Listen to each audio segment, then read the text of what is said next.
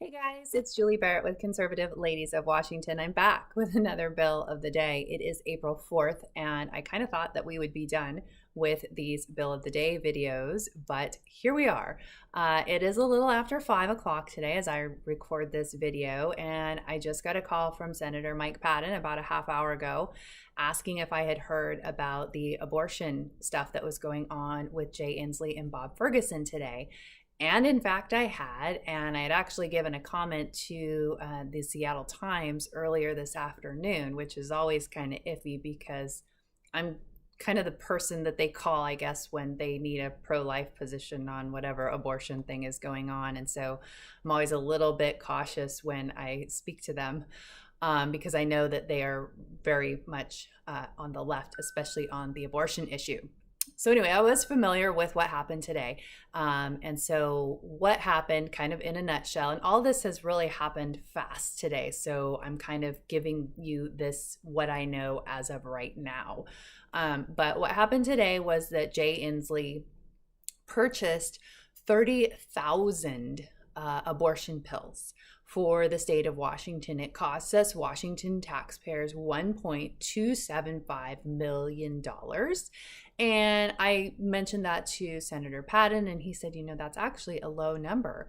We got a really good deal because these pills are like $500 a pill. And he also added that the University of Washington purchased 1 year supply of the abortion pills. So that's another 10,000 pills. So that's 40,000. That is 40,000 unborn humans that will be killed in the womb. And regardless of what your position is on abortion, I am very much pro-life. But Washington isn't pro-choice. Washington is pro-abortion. Washington state has taken the guardrails completely off of abortion. And I've been tweeting about this today and engaging with some people on Twitter. And one of the things that a couple people have brought up as concerns is that what if a boyfriend, his girlfriend is pregnant, and he slips her this abortion pill and aborts the baby that she wanted that he doesn't want. So that's kind of another scenario that I hadn't really thought of, but is definitely a very likely scenario. And in a state like Washington that's very pro-death. I mean, if you look at the fact that we passed a law, it was Senate Bill 5179 this session that enhances expands on the current Death with Dignity Act in Washington state. So it reduces the wait time from 15 to 7 days, and it allows a wide range of professionals to prescribe these life-ending drugs. So it's really Washington, just as we know, probably no surprise to you, Washington just does not have respect for life. So this announcement was not really a surprise today. I think Inslee likes, and Ferguson, they both like to be the front runner on these very radical left issues such as abortion. And so he said he was doing this in anticipation of the ruling coming out of Texas that will not allow these drugs to be sold over the counter. So he is stockpiling for the state of Washington so that abortion will be protected here and women's rights will be protected here in Washington state. And so obviously Conservative Ladies of Washington, we are against this, but you're probably wondering, well, that's great. What's the bill of the day? So this is why Senator Patton was calling me. There is a bill that was just dropped today because they need to make it legal for these abortion pills to be given out by, I haven't, in full transparency, I haven't even read the bill yet. So we're going to kind of read just portions of this together. But this is Senate Bill 5768, and it is an act relating to protecting access to abortion medications by authorizing the Department of Corrections to acquire, sell, deliver, distribute, and dispense abortion medication. Let's see. It is a long-standing public policy of the state to promote access to affordable, high-quality sexual and reproductive health care, including abortion care, without unnecessary burdens or restrictions on patients or providers. Then it goes into some Roe v. Wade stuff. The legislature finds that the continued attack on reproductive freedoms across the country require immediate action to protect the right to abortion access in Washington. Therefore, it is the intent of the legislature to ensure access to abortion medications for individuals seeking abortion care. And then the bill goes on, and I'm just going to the end to see if this is, and it does. You always scroll to the end of the bill. This act is necessary for the immediate preservation of the public peace, health, or safety, or support of the state government and its existing public institutions, and takes effect immediately. So this is one of those emergencies. And it's interesting because we've got a couple other bills that have an emergency clause. House Bill 1240, which is the assault weapons ban. House Bill 1469, which allows for abortion and gender affirming care, which is gender transition services for minor children in the state of Washington. So kids could basically be trafficked into Washington. And there's no legal recourse for their parents or their state of origin.